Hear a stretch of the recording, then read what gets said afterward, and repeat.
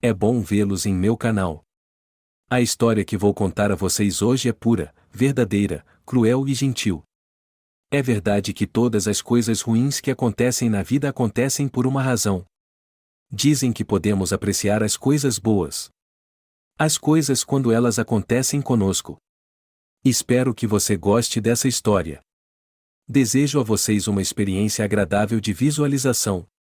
Dizem que a vida tem listras como uma zebra. Mais cedo ou mais tarde, a faixa preta, que consiste em dificuldades e provações, é substituída por uma branca. Então, tudo se resolve por si só. O destino, como se estivesse dando uma trégua, permite que você resolva os problemas acumulados. Mas você não deve relaxar, pois a faixa branca, depois de algum tempo, voltará a ser preta. Algumas pessoas têm sorte. Sua vida não é uma zebra, mas um arco-íris, no qual há uma faixa amarela de felicidade, uma vermelha, cheia de amor, e uma verde, cheia de paz e tranquilidade. Às vezes acontece de vir uma faixa azul ou violeta, a pessoa está um pouco preocupada, mas tensa, e aqui, em sua vida, novamente tudo amarelo, vermelho e laranja. E na vida de Verônica, durante muito tempo, não houve listras brancas, muito menos coloridas. Sua vida era preta e cinza. Por alguma razão, a mulher pensou nisso, olhando para o teto branco do quarto do hospital.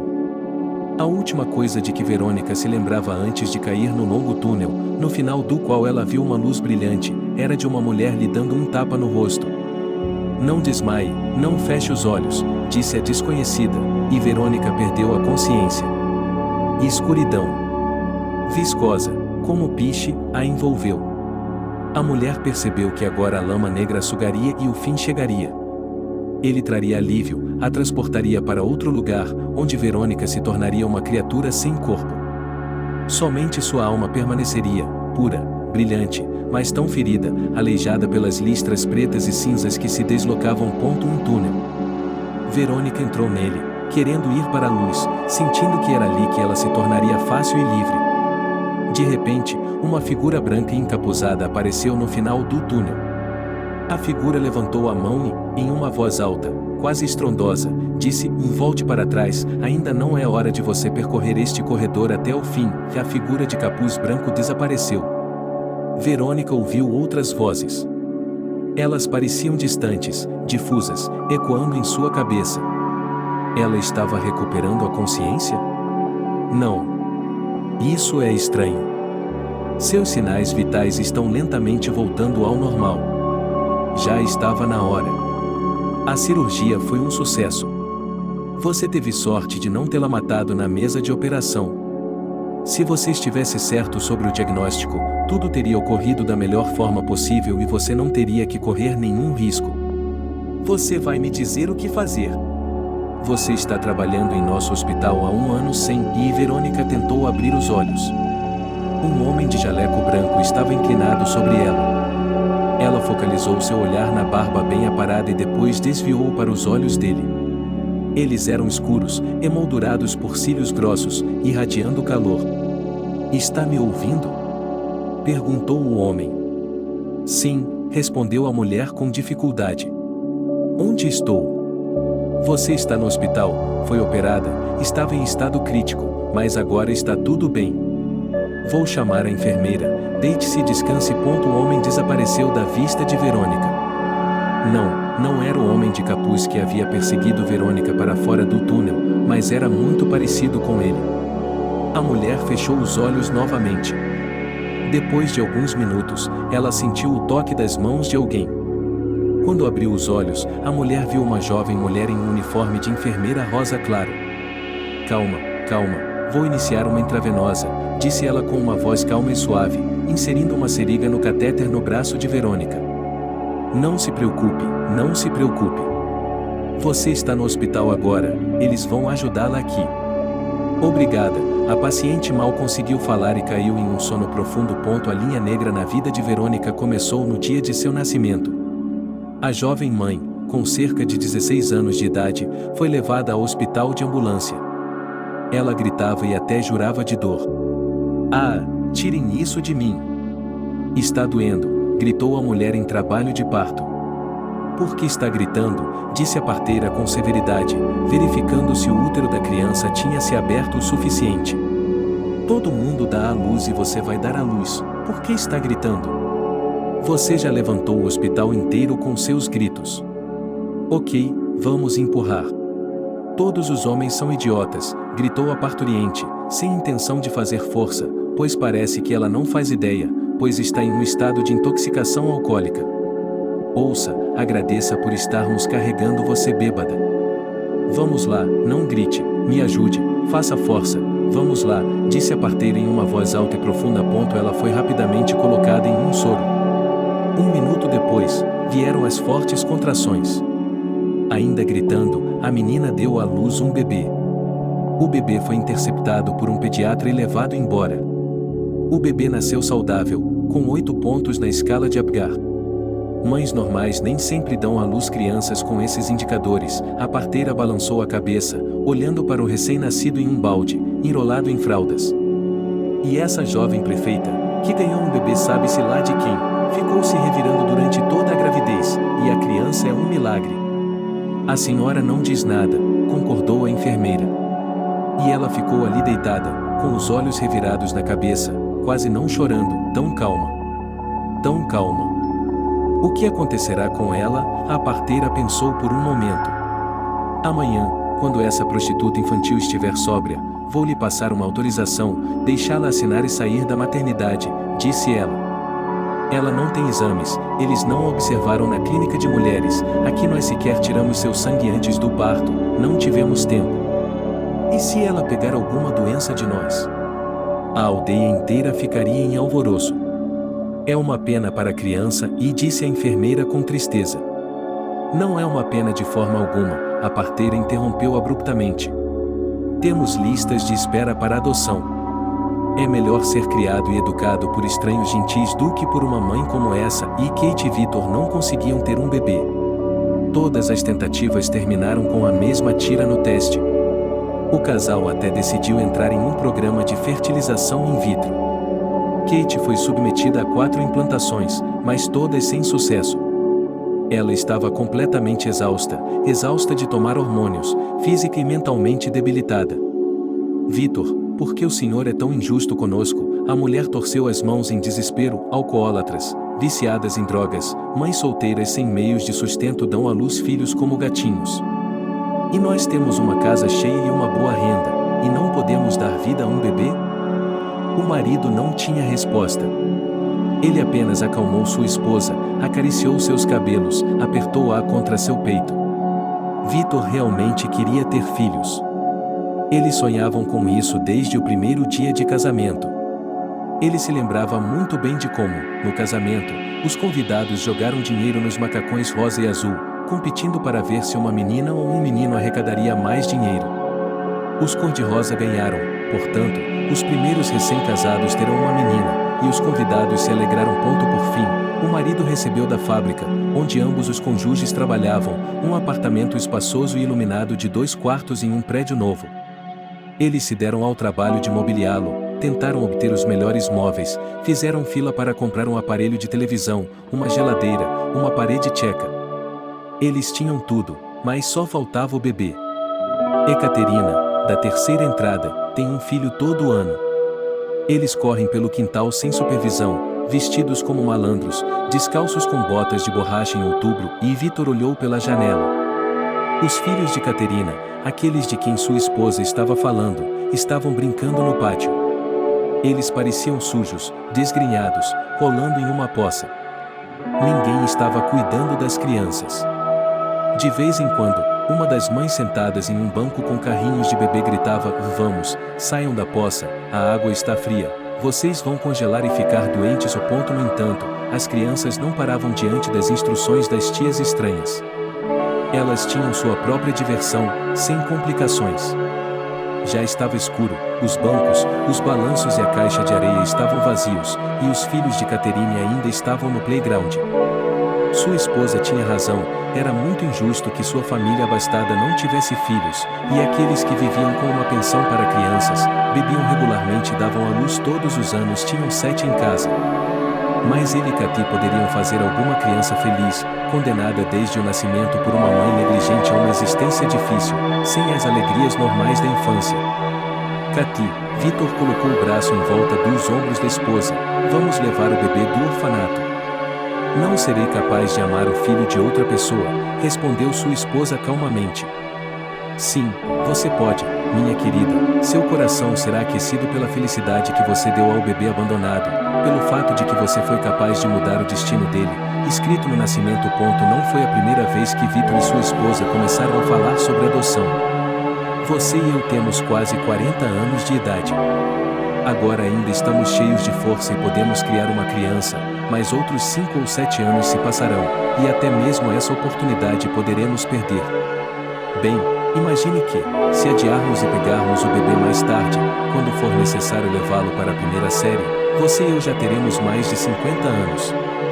Os outros pais nos considerarão avós, não mamãe e papai. E uma criança precisa de pais fortes que possam ensiná-la a andar de bicicleta, levá-la ao mar e correr contra o relógio. Kate pensou. Imersa em seu próprio sofrimento, ela mal havia notado como Vitor estava sofrendo. Agora ela percebia o quanto era egoísta, mas ainda sentia pena de si mesma. Afinal, era ela, e não o marido, que matava sua saúde ano após ano com hormônios, e não Vitor. Para ela, as palavras fertilização in vitro haviam se tornado mais do que apenas o nome de um procedimento que faria sua família feliz. Durante toda a noite, Kate não conseguiu dormir nem um pouco. Ela pensou na oferta do marido de adotar e criar o bebê de outra pessoa. O desespero estava tomando conta dela cada vez mais. Teria sido mais fácil para Kate se os médicos tivessem feito um diagnóstico claro e escrito infertilidade ou claramente em seus registros médicos. Mas eles não o fizeram, seus exames estavam normais, não havia nada que indicasse que ela estava doente com alguma coisa. Vitor está certo, não podemos esperar mais, ou estaremos sozinhos no mundo quando formos velhos. Kate finalmente decidiu. Vitor e Kate continuaram a caminhar hesitantemente em direção à casa do bebê. Mas quando entraram no quarto onde estavam os bebês abandonados, o humor deles mudou radicalmente, seus rostos mostraram alegria, uma expressão de excitação, alguma ternura, característica dos pais de primogênitos. No berço, agarrado à divisória, estava um bebê. Ele não parecia ter mais de 1 ano de idade. No outro berço havia um gêmeo. Que tipo de mãe desistiria de gêmeos? Kate disse ao marido. E ao lado dela, em uma fralda rosa, uma menina tremia silenciosamente. Ela tinha olhos enormes e sem fundo, cheios do azul do céu da primavera. Vitor, veja como ela é linda, o homem se aproximou. Quantos anos tem a menina? Perguntou ele à enfermeira que estava com eles. Quase 1 mês de idade, respondeu ela. Por que ela foi abandonada? Ela está doente? Ele achou que a criança parecia bastante saudável. Ela é perfeitamente saudável, inclusive teve uma pontuação alta na escala de Apgar ao nascer, garantiu a enfermeira. E porque ela foi abandonada, eles lhe dirão se você decidir acolhê-la. Ela é um bebê muito calmo, quase não chora, come bem, espera pacientemente que a equipe troque suas fraldas. Eu venho vê-la e ela está sempre feliz, já consegue sorrir. Em casa, Vitor e Kate falavam o tempo todo sobre a bebê de 1 mês. Ela estava tão perto de seus corações que, na manhã seguinte, eles estavam no escritório do diretor do lar de crianças. Por que eles não querem um bebê mais velho? Perguntou uma mulher de óculos, folheando os papéis em uma pasta. Queremos um bebê para formar seu caráter, para criá-lo do zero, disse Vitor. Estou entendendo. Todos querem fingir que deram à luz sozinhos. Bem, faça a papelada. A mulher entregou a Vitor uma folha com uma longa lista de coisas que eles tinham de providenciar para ter uma menina. Assim que tudo estiver pronto, volte. Mas, por favor, não perca tempo, sempre há longas filas para recém-nascidos. Eu a acolhi apenas porque meu bom amigo da fábrica ligou e pediu por você. Não pude recusar. Usando todos os seus contatos, Vitor conseguiu superar rapidamente os obstáculos burocráticos e reunir os documentos para adotar a criança. Todas as tardes, depois do trabalho, eles corriam para as lojas. Tinham que comprar um berço, um carrinho de bebê, coisas para a criança, além de brinquedos, chupetas, mamadeiras. Vitor chegou a comprar um pinico e, quando sua esposa olhou interrogativamente para o objeto vermelho na caixa registradora, ele respondeu: para crescer. Kate sorriu, pois o pinico não seria necessário por muito tempo, mas seu marido adorava fazer compras na Children's Wood. Ele já se sentia como um jovem pai feliz. No dia marcado, Vitor e Kate estavam de volta ao escritório do superintendente na casa do bebê. Eles estavam felizes porque hoje se tornariam pais. A mulher de óculos lhes entregou alguns certificados e uma autorização. Esse documento foi escrito pela mãe da criança, disse ela. Por que ela fez isso? Estava doente ou não tinha condições de criar a criança? Conte-nos a história de nossa filha. Você realmente quer saber? Perguntou o superintendente com cautela. Claro que quero. Vamos criar a criança, portanto, precisamos saber quem eram os pais dela. Não lhe darei nenhuma informação especial, apenas que não sabemos muito. A mãe dela chegou na noite de 2 de março, estava bêbada. Ela estava se comportando de forma inadequada e tivemos dificuldade em fazê-la dar à luz usando medicação estimulante. A mãe da menina tinha apenas 16 anos de idade, na verdade, ela mesma ainda era uma criança.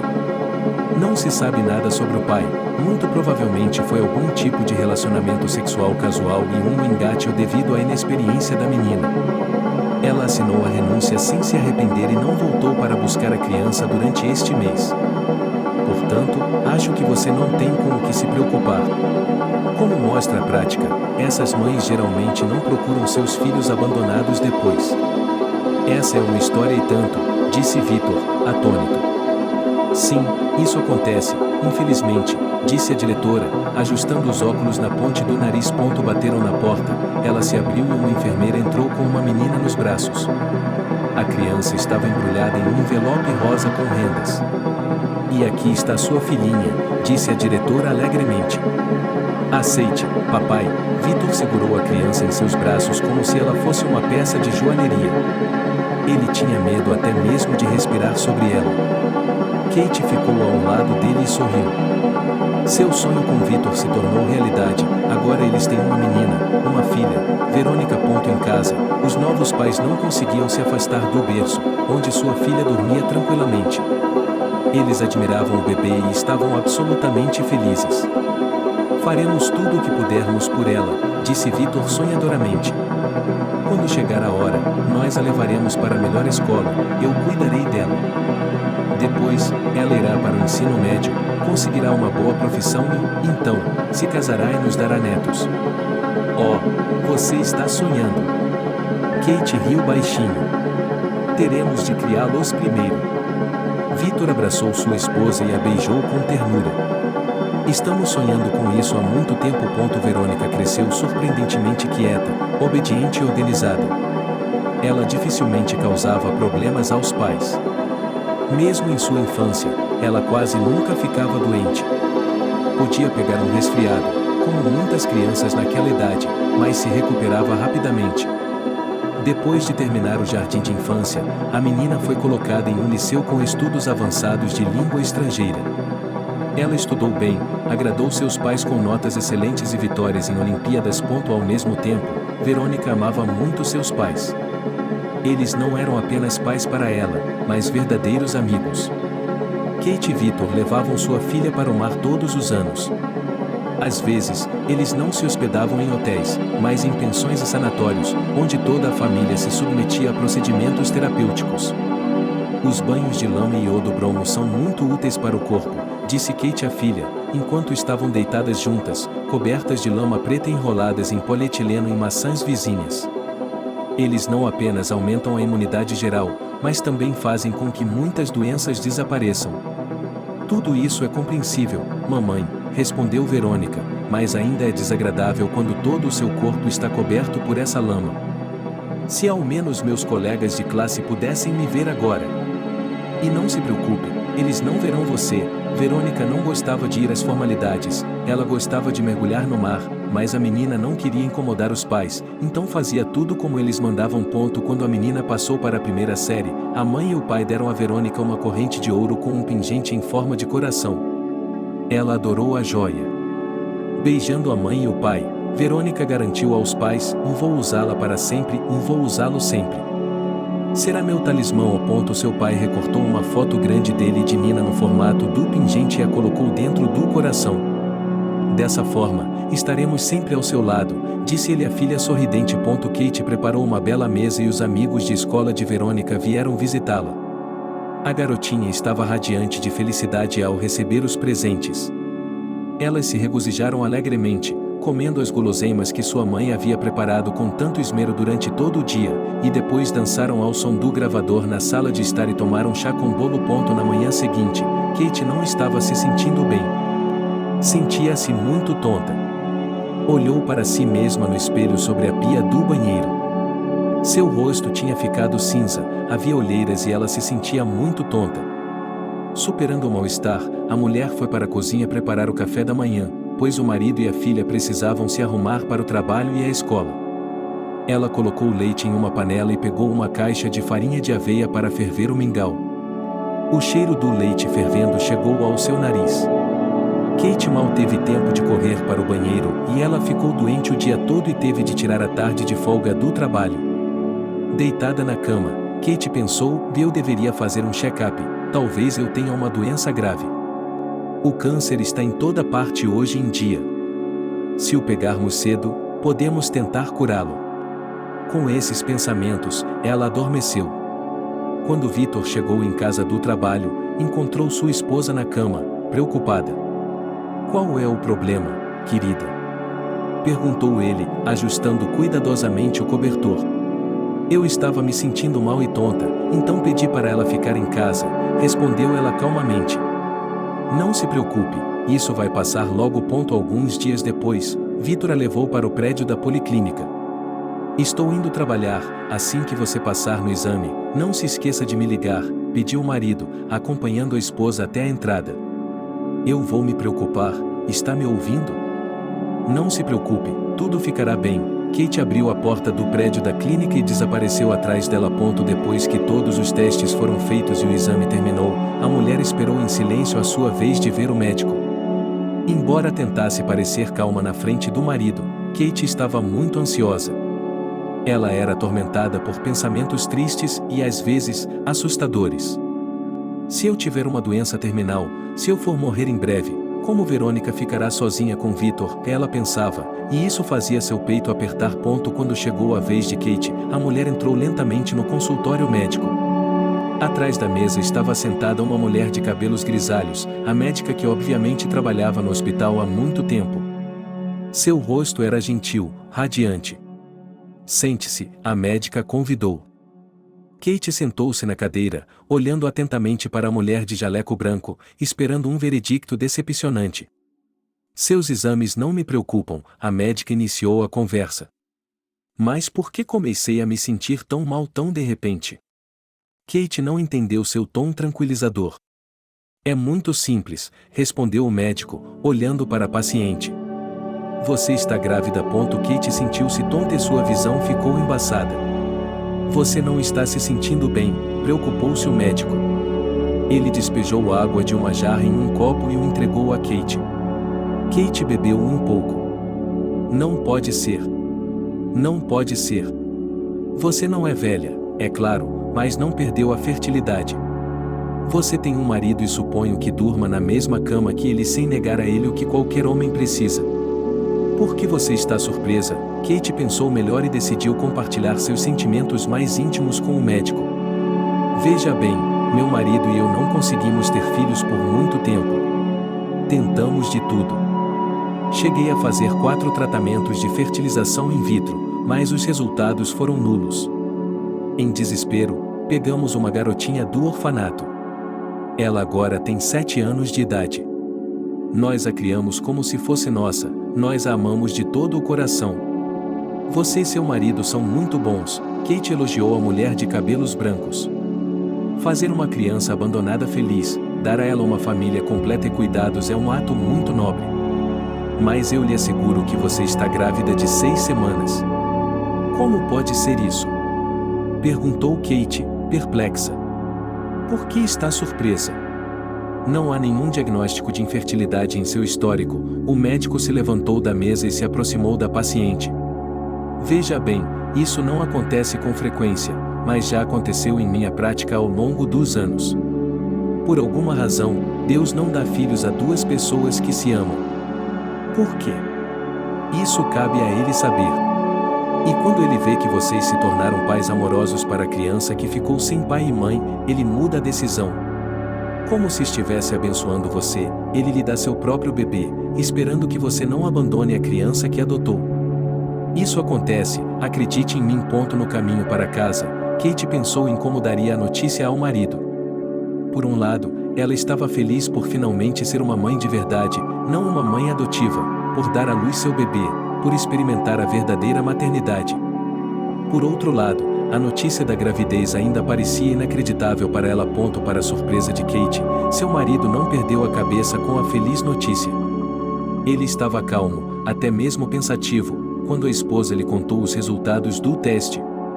Sou engenheiro, minha querida, disse ele, estou acostumado a acreditar em dados claros, a ver uma imagem clara do que está acontecendo, a entender causa e efeito. Não preciso falar sobre o fato de que alguém lá em cima, por muitos anos, não nos deu filhos, e quando criamos o filho de outra pessoa com cuidado e amor, ele decidiu nos enriquecer com seu próprio filho. Não acredito em tais truques. Kate não entendia por que a voz de Victor soava tão alienígena. E ela comparou tudo o que havia acontecido em seu passado. Foi você quem não quis tirar o bebê do orfanato, disse ele de repente. Ou talvez você simplesmente não quisesse ter filhos. Talvez, durante todo o tempo em que eu sonhava em ter um filho ou uma filha, você tenha tomado alguma droga que interferiu nos meus planos. A esposa de Victor olhou para o marido com espanto. Será que o marido achava que ela estava tomando pílulas anticoncepcionais de propósito para não engravidar? Isso não fazia sentido para ela. O que você está dizendo, Victor? Kate ficou indignada. Eu queria um bebê tanto quanto você. Você me viu, eu fiz fertilização in vitro, tomei hormônios, mas nada funcionou. Não sei, talvez você tenha tomado algum medicamento para impedir que o óvulo se enraizasse. As palavras do marido atingiram sua mente como um martelo. Lágrimas brotaram em seus olhos.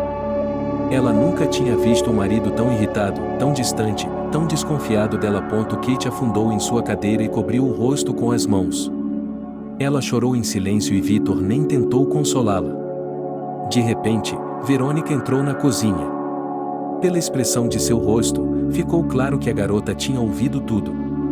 Por cerca de 3 minutos, ela permaneceu em silêncio, olhando para a mãe e o pai, e depois saiu rapidamente, fechando a porta atrás de si. De manhã, no café da manhã, todos estavam em silêncio. Verônica mal havia dormido. A notícia de que ela não era parente de seus pais foi uma revelação cheia de horror, decepção e ressentimento. Era difícil para ela aceitar que sua verdadeira mãe a havia expulsado de sua vida. Verônica não culpava Kate e Victor por nada, ela os amava de todo o coração. Ela nunca sentiu a indiferença deles em relação à sua vida, eles nunca repreenderam ou castigaram, mas ela não era deles. A consciência de Victor o atormentava. Depois de uma noite sem dormir, ele se revirou na cama e pensou que havia feito algo muito cruel com sua esposa, acusando-a de não querer ter filhos. Um homem pragmático, matemático por formação, ele não acreditava em milagres. Mas o fato de que ele seria o pai de seu próprio filho foi confirmado pelos resultados do teste, que ele viu na mesa de cabeceira do quarto. E também o diagnóstico, 67 semanas de gravidez e o cartão de gravidez registrado para sua esposa. Ele deve se alegrar e esquecer todos os ressentimentos. Ele também deveria pedir desculpas a Kate. E a própria Kate estava em um estado de prostração. Ela estava ofendida, nunca uma mulher havia sentido tanto ressentimento em relação ao marido. Acusá-la de tomar remédios especiais para que um filho nunca viesse para a família deles. Ela não podia esperar tal coisa dele. No caminho para o trabalho, Verônica foi deixada no liceu. Boa sorte, filha, disse seu pai. A palavra filha o perfurou o coração da garota com uma faca afiada. Sinto muito, não posso ir buscá-lo, vou me atrasar para o trabalho hoje. Estarei lá, ela não conseguia dizer ao papai. Ela saiu do carro e caminhou em direção à escola de ensino médio. O marido e a esposa dirigiram para o trabalho em silêncio. Finalmente, Vitor se decidiu e falou primeiro. Sinto muito, Kate. Não sei o que me deu ontem. A notícia de sua gravidez foi um choque para mim. Ele parou o carro em um cruzamento, com um sinal vermelho à frente. Vitor pegou a mão de sua esposa. Estou muito feliz com essa notícia. Agora teremos 2 filhos em nossa família. Que felicidade! Você vai me perdoar, meu amor? Kate olhou nos olhos do marido. Ela nunca havia amado ninguém tanto quanto o homem que lhe era tão querido. A mulher disse suavemente um sim. Ele a olhou com olhos amorosos, puxou-a para perto de si e a beijou com ternura. Atrás dela, a buzina de um carro soou. O semáforo já havia ficado verde há muito tempo. Kate tinha uma cesariana programada, ordenada por seu médico por razões médicas. No dia marcado, a casa estava em alvoroço desde a manhã da consulta. Kate estava visivelmente nervosa e Vitor a ajudou a fazer as malas. A bolsa com as coisas para a viagem à maternidade já estava no corredor. Pare de ficar tão nervosa, querida, vai dar tudo certo, ele tranquilizou a esposa. Não se preocupe. Pense apenas no nosso bebê. Você acha que muitas mulheres dão à luz nessa idade? Kate se preocupou. E se algo der errado? O que poderia dar errado? Vitor a pegou pelos ombros e olhou em seus olhos. Haverá médicos perto de você, eles são especialistas, sabem como se comportar em qualquer situação. O seu pânico só está prejudicando o bebê e a si mesma. Mas Kate tinha um mau pressentimento. Seu abdômen inferior começou a doer. Ela se encostou na parede do corredor e fechou os olhos. Se eu morrer, prometa-me que cuidará do nosso filho, disse ela suavemente. Que bobagem, Kate, gritou Vitor indignado. Vamos, diga-me por que de repente você tem que morrer. Apenas prometa, ele pediu à sua esposa. Para tranquilizar sua esposa, Vitor lhe garantiu, eu lhe prometo, tudo o que você ouvir, eu lhe prometo que sempre cuidarei do nosso filho, de você e de Verocha. Eles deixaram o apartamento e começaram a descer lentamente as escadas até o 4º andar. Verônica foi atrás, carregando uma bolsa com as coisas da mãe. Hoje seu pai não a levaria ao liceu, pois tinha que levar sua mãe à maternidade a tempo. Verônica usava o transporte público, pois entendia a preocupação de seus pais e não guardava rancor. Desde que descobriu que não era natural da família, ela sempre quis perguntar quem eram seus verdadeiros pais. Um dia, ela até teve uma conversa confidencial com seu pai. Vitor, como na infância, sentou-a em seu colo e a abraçou. Você é a coisa mais querida para mim e para minha mãe. Nós amamos muito, já lhe demos algum motivo para duvidar disso? Não, claro que não, respondeu a garota. Então vamos encerrar o assunto. O tempo passou, o assunto foi encerrado, mas a memória não pode ser remodelada, algumas informações desagradáveis não podem ser retiradas e jogadas na lata de lixo. Assim, Verônica sempre se lembrava de que havia sido tirada do orfanato e adotada quando bebê. Mas ela afastava esses pensamentos, o que dificultava sua preparação para as aulas. À noite, seu pai chegou em casa muito tarde. Ele estava tão sombrio quanto uma nuvem. Verônica correu para a cozinha para preparar o jantar para ele. Enquanto a mãe estava no hospital, ela tinha que cuidar do pai, alimentando-o depois de um dia de trabalho. Vitor tirou uma garrafa de vodka da bolsa, foi até o armário da parede, pegou um copo de shot e o serviu até a borda. Verônica olhou para o pai com surpresa. Ele podia se dar ao luxo de beber vinho, mas geralmente era nos feriados ou nas férias, mas no meio da semana de trabalho, e até mesmo sozinho. Isso nunca acontecia. Ela cortou pepinos e tomates e colocou um prato sobre a mesa. Ele cortou o pão. As costeletas roncavam na frigideira, aquecidas. Depois de colocá-las em um prato, ele se sentou em uma cadeira e olhou para o pai em silêncio. Um a um, ele retirou os copos de shot, levou o punho ao nariz e inalou ruidosamente. Papai não tocou nos legumes frescos nem nas costeletas. Não temos mais uma mãe, Verônica, disse o pai, com lágrimas escorrendo pelo rosto. A garota olhou para o homem de forma incompreensível. Ela nunca tinha visto seu pai chorar antes. Ele sempre fora forte e alegre, mas agora parecia uma criança pequena e indefesa que havia sido muito machucada. Ela se levantou, foi até o pai e o abraçou por trás, envolvendo os braços ao redor do pescoço dele e se apertando contra ele com todo o corpo. Não a veremos mais, soluçou Victor. Seu coração não resistiu à anestesia e ainda estava sangrando muito. Era impossível salvar nossa mãe. Foi o que os médicos disseram. Os olhos de Verônica se encheram de lágrimas. Ela sentia pena de todos. Sentiu pena do pai, que estava tão preocupado. Sentiu pena de sua mãe, que a havia criado com amor e carinho durante todos esses anos. Com sua mente quase adulta, mas, na verdade, ainda infantil, ela percebeu que a tristeza havia chegado à sua família. Quando Verônica acordou pela manhã e foi até a cozinha, seu pai estava sentado na mesma posição em que ela o havia deixado. Havia uma garrafa vazia sobre a mesa. Victor havia ficado acordado a noite toda. Quando viu que sua filha estava acordada, ele foi ao banheiro. O homem tomou banho, fez a barba e tentou se arrumar. Depois ligou para o trabalho.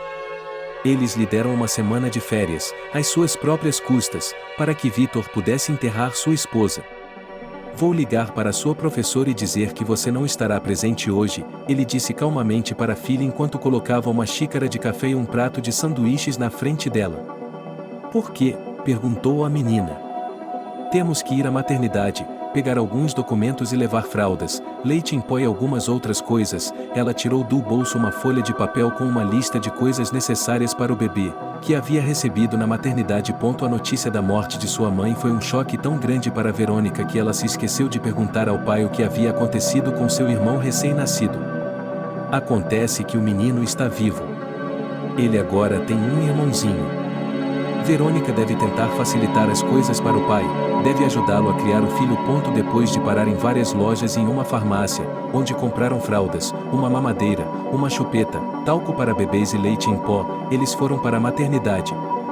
Uma enfermeira pegou a sacola com os itens na sala de emergência. O pai fez uma ligação telefônica, falou com alguém e eles foram autorizados a andar pelo longo corredor do hospital, depois de receberem jalecos brancos e protetores de sapato. Victor e Verônica olharam para o bebê através do vidro da sala de emergência. Papai, ele é tão pequeno, disse Verônica. O homem abraçou a filha e a puxou para seus braços. Venha, vamos pensar em um nome para ele, disse ele. Talvez Harvey? Perguntou a garotinha. Harvey, que seja Harvey. Harvey é um bom nome.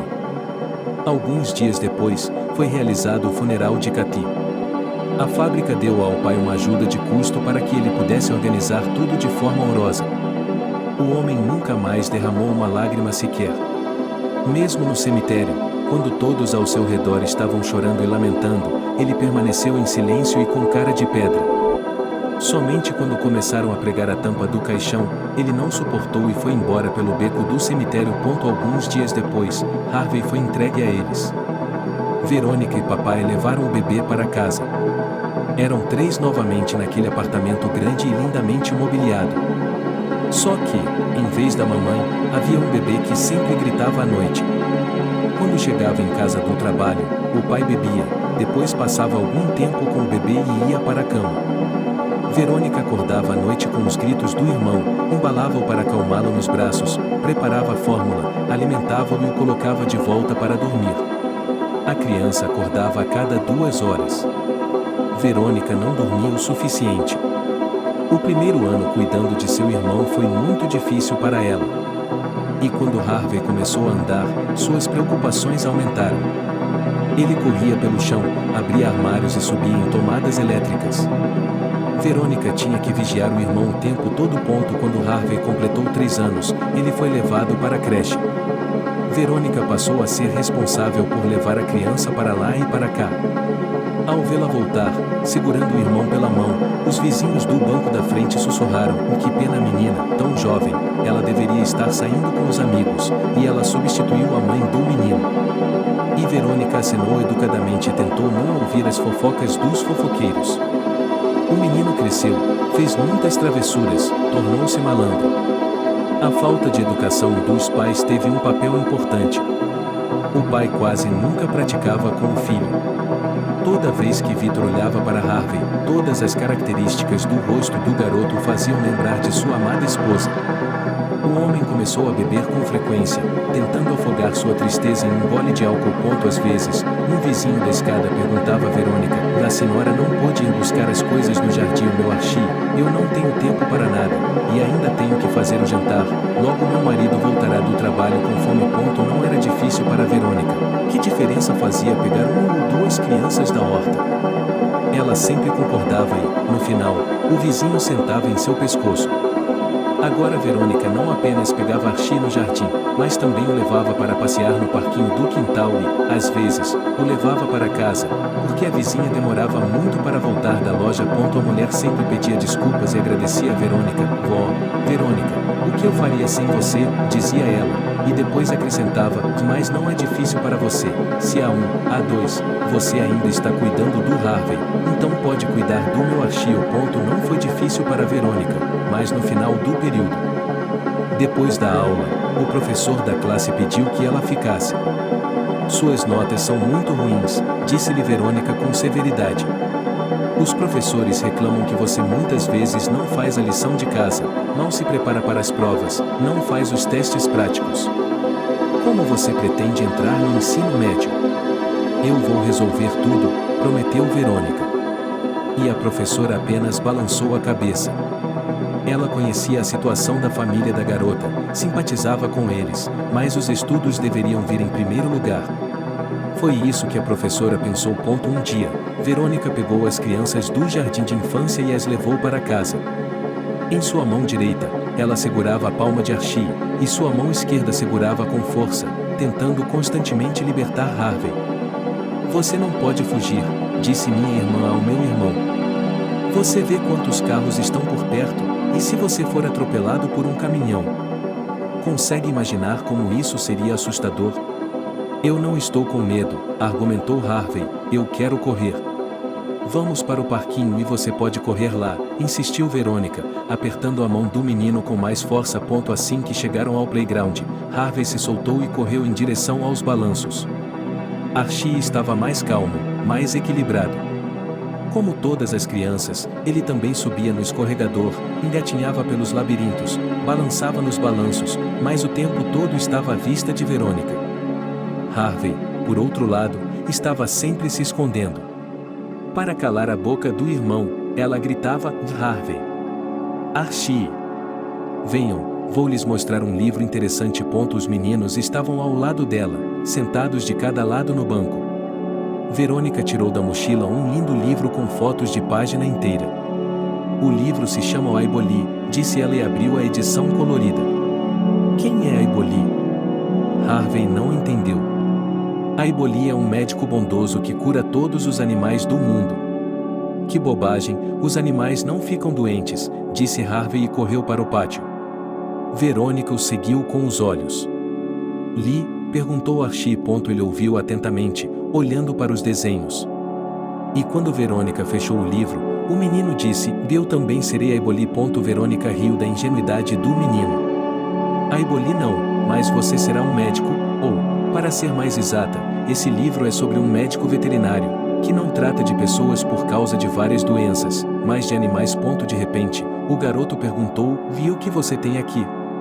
Ele apontou para o pingente de Verônica pendurado em uma fina corrente de ouro. "Este é o meu medalhão, um talismã que me protege de todos os problemas." A garota pegou o coração de ouro em suas mãos, pressionou a borda e ele se abriu. Dentro dele havia fotos de sua mãe e de seu pai. "E quem são eles?" perguntou o garoto. "Eles são minha mãe e meu pai, estão sempre comigo. Nunca me separo deles." "Lindo", esticou o menino, saiu do banco e correu para o playground. Depois de passar nos exames finais, Verônica entrou na faculdade de Filologia Romano-Germânica no ensino médio e passou a estudar idiomas estrangeiros. Seu pai bebia cada vez mais. Às vezes, a menina não queria nem ir para casa, mas havia Harvey, que precisava dela. O menino ia para a escola, sua lição de casa tinha de ser verificada, o que ele não entendia na aula tinha de ser explicado a ele, seu progresso tinha de ser verificado. Cuidar do irmão deixava a Verônica de mãos atadas. Ela não tinha a oportunidade de sair com as amigas, como fazia na faculdade.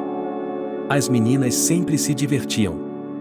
Depois da aula, iam a cafés. Nos fins de semana, relaxavam no clube.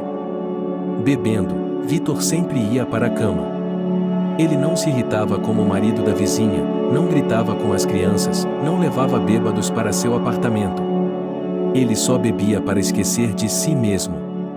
Verônica tentou entender o homem que pegou seu bebê, deu-lhe uma infância feliz e sem nuvens, e não a condenou a uma existência miserável dentro das paredes do orfanato.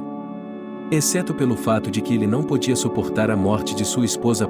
Nos fins de semana, quando seu pai não precisava ir trabalhar, a menina lhe pedia: "O papai, por favor, verifique, por favor, as lições de Harvey, tenho que me preparar para o exame." O homem relutantemente deixava de assistir à TV, balançando, e ia para o quarto de Harvey. Vitor começou a ter problemas no trabalho. Os chefes começaram a notar cada vez mais que ele cheirava a álcool. "Se você não parar de aparecer no trabalho bêbado", o chefe o advertiu mais de uma vez, "serei obrigado a demiti-lo." "Vitor, entendo que sua esposa morreu, mas isso já faz anos. Você não a terá de volta, mas arruinará sua vida e a vida de seus filhos. Você deveria estar pensando neles agora." Vitor parou de beber por um tempo, depois voltou à loja de vodka para pegar uma garrafa e a escondeu debaixo da pia para que Verônica não percebesse. Ele viu tudo, sentiu pena de seu pai, tentou não agravar a situação. Não faria ninguém se sentir melhor se ela o repreendesse. Afinal de contas, o pai não se corrompe, não os persegue pelo apartamento. É assim que ele supera sua dor. Um homem forte e autoconfiante, após a morte de sua amada, ele se tornou bastante fraco, incapaz de superar o desejo por álcool. Quando Verônica estava terminando o ensino médio, Vitor foi demitido de seu emprego. "Estou há 1 ano e meio de me aposentar", ele gritou para seu chefe, "deixe-me terminar meu trabalho, Jacob." "Eu o avisei várias vezes", respondeu o chefe, "se você beber, eu o demitirei e não me importarei com o fato de você ter trabalhado na fábrica a maior parte da sua vida. Você pode beber nos fins de semana, se quiser. Mas você está ultrapassando todos os limites, já está bebendo de manhã antes do trabalho. Não vou tolerar isso." "Jacob, eu tenho filhos", gritou o homem para o chefe com uma mistura de álcool e cheiro de álcool recém-bebido. "Não me demita, vou me aposentar em 1 ano e meio. E por que você não pensou em filhos antes, quando afogou sua vida em um copo?" Não posso. Vá ao departamento pessoal e depois ao departamento de contabilidade para que você seja demitido." Com a perda do emprego, Vitor começou a beber ainda mais. Agora, uma garrafa de vodka aparecia na mesa para o café da manhã, almoço e jantar. Verônica olhou para o pai com reprovação. "Não beba na frente do Harvey", ela pediu, "mas que exemplo você está dando para um adolescente?" "Vá embora", disse seu pai com voz de bêbado. Quando o dinheiro acabou, a família começou a se sentir mal. Verônica começou a procurar trabalho com urgência. Não havia esperança para seu pai e ela percebeu isso. Sem experiência de trabalho, ela não poderia ser contratada em lugar nenhum, e nem mesmo seu diploma vermelho tinha alguma utilidade para ela. Verônica decidiu aceitar um emprego como professora particular, dando aulas de inglês e francês para crianças em idade escolar. Quando soube que Verônica estava dando aulas particulares para crianças, sua vizinha lhe perguntou: "Você deveria dar aulas particulares para o meu Archie, Verônica. O menino quer ir para o ensino médio, mas receio que ele não consiga entrar no orçamento, e você sabe que não temos condições de pagar a mensalidade dele por 5 anos. Não se preocupe, eu pago, mas não nos cobre muito, afinal, somos vizinhos."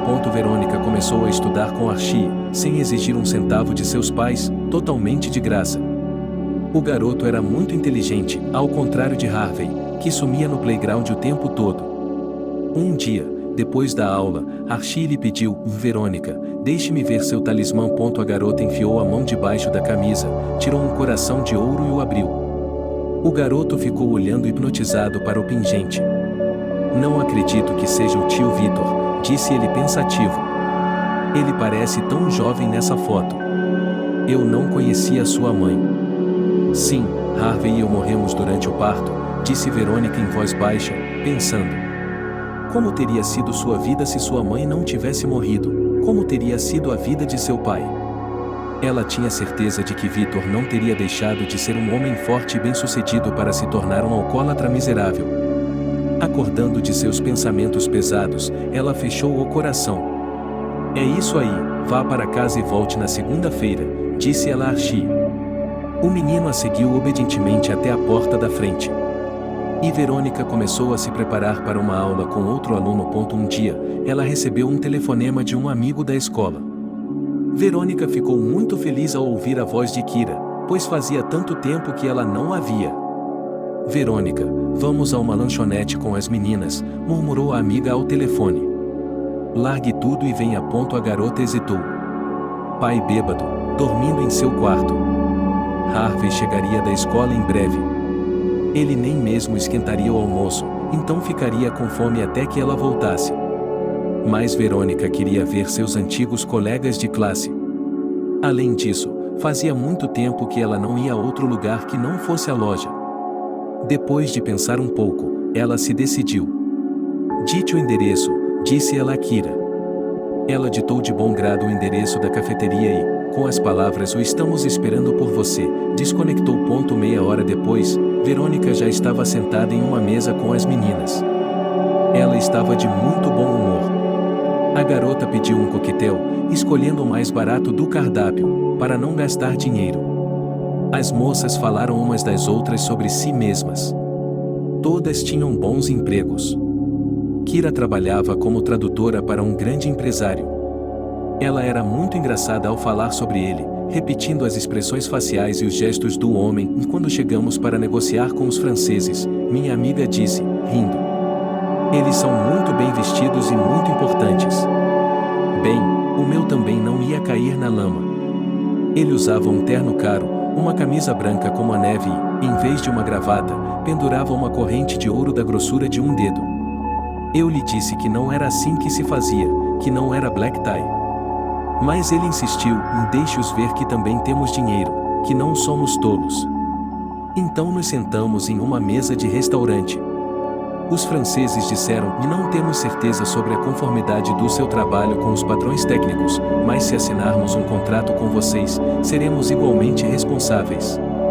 Se algo acontecer, nós perderemos. Eu traduzo o meu, e ele diz em voz alta, daqui, idiota, e não traduza isso, eu os convenço de que está tudo bem com a tecnologia de segurança, não há nada melhor, aqui estão os documentos comprobatórios emitidos pela comissão.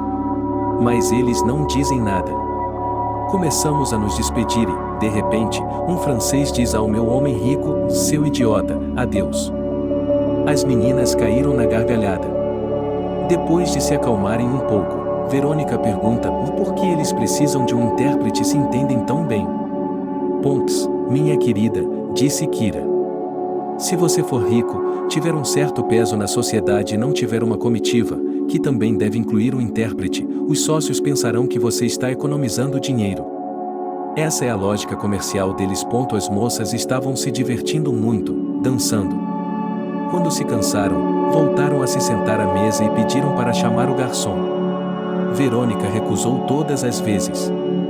Ao ver que ela havia terminado seu coquetel há muito tempo e não havia pedido um novo, Kira adivinhou tudo. Há pouco dinheiro? Perguntou ela para que as outras moças não a ouvissem. Sim, respondeu Verônica com tristeza. Kira pediu outro coquetel, acenou com a mão e, olhando para ela, ordenou que não resistisse, estava apenas pagando uma bebida para a amiga. Se quiser, posso lhe arrumar um emprego em uma editora, sugeriu Kira de repente. O salário é por peça, mas você pode levar para casa traduções extras. E muitas vezes há clientes que querem trabalhar sem juros com a editora diretamente com o tradutor. Pense na minha oferta, você terá uma vida totalmente nova, meu amigo. É impensável que uma das melhores alunas da INEAS tenha que ganhar a vida dando aulas particulares. Verônica não pensou muito nisso. E o que havia para pensar, quando ela tinha uma oferta tão tentadora diante de si? Kira abriu sua bolsa, tirou seu cartão de visitas e o entregou à amiga.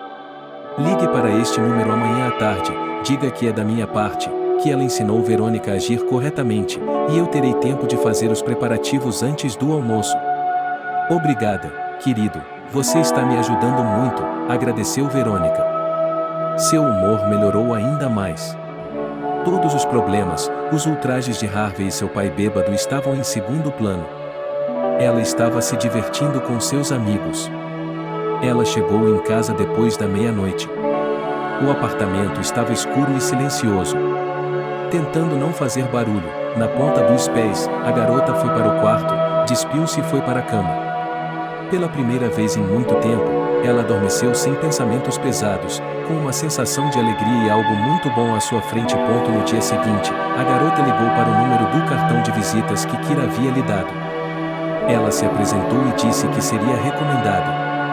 A recepcionista do outro lado da linha pediu que ela esperasse um pouco, pois ela esclareceria as informações. Depois de um tempo, ela atendeu. Moça, está me ouvindo? Sim, respondeu Verônica com confiança. A senhora é esperada amanhã de manhã, às 10 horas, para uma entrevista, e eu a aviso, por favor, não se atrase. Chegarei na hora certa, garantiu uma Verônica feliz. Ela correu para o guarda-roupa e começou a tirar os cabides de roupas, pensando no que vestir para a entrevista. As primeiras impressões são muito importantes, Verônica entendeu, mas seu guarda-roupa não era atualizado há muito tempo. A garota tirou a bolsa da mochila, abriu-a e olhou dentro dela. Havia uma pequena quantia de dinheiro que havia sobrado das aulas anteriores com os alunos. Certamente, por ter conseguido um emprego em uma editora, ela não poderia mais dedicar tempo aos alunos. Portanto, ela teria que apertar o cinto e viver de forma frugal, embora Verônica não fosse frugal. A garota pensou sobre isso. Ela também não poderia se apresentar a um empregador sério com roupas velhas. Seria o primeiro passo para ter seu emprego negado. Era, não era, vou comprar uma saia e uma blusa novas, vou conseguir, de alguma forma, chegar ao primeiro salário, decidiu. Verônica se vestiu e saiu de casa, esperando comprar coisas baratas, mais decentes. Algumas horas depois, ela voltou ao apartamento com uma sacola nas mãos. Ela conseguiu comprar uma nova roupa de trabalho, uma saia lápis estreita e uma blusa branca tipo camisa. Ao examinar seu reflexo no espelho, Verônica percebeu que estava ótima. Isso a animou. A garota sentiu que algo muito bom estava reservado para ela.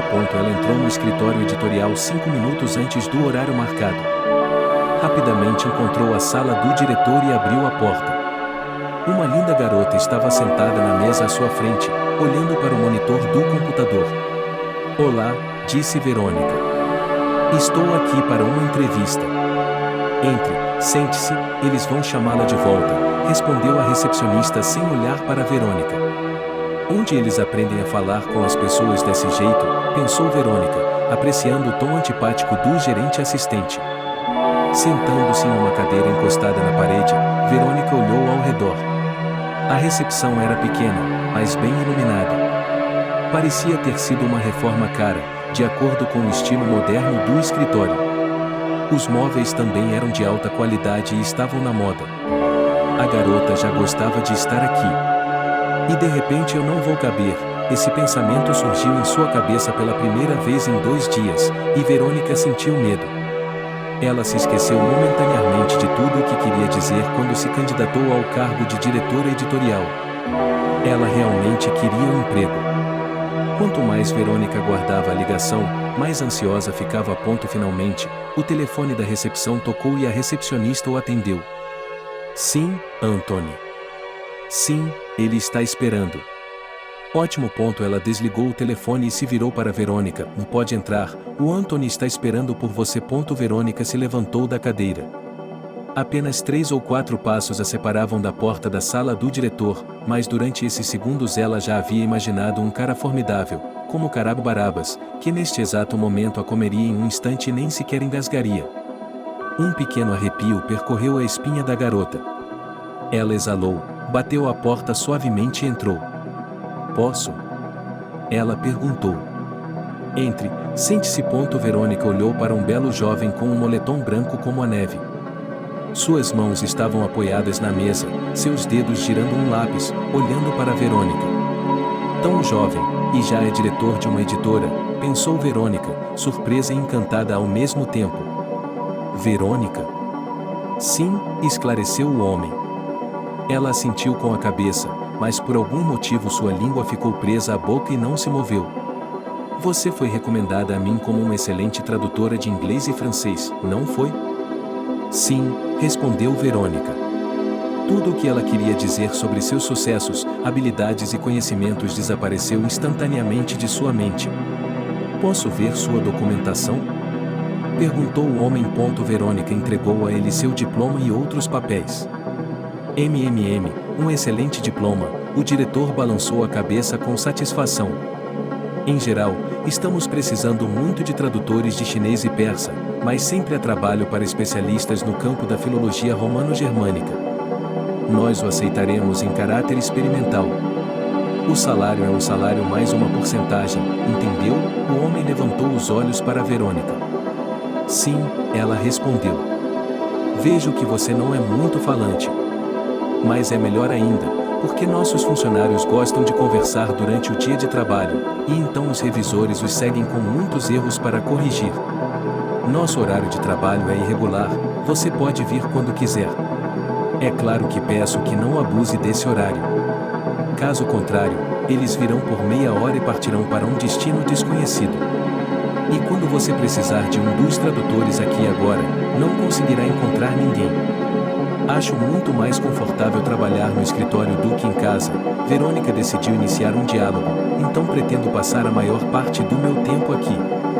Gosto disso, é louvável, disse o diretor.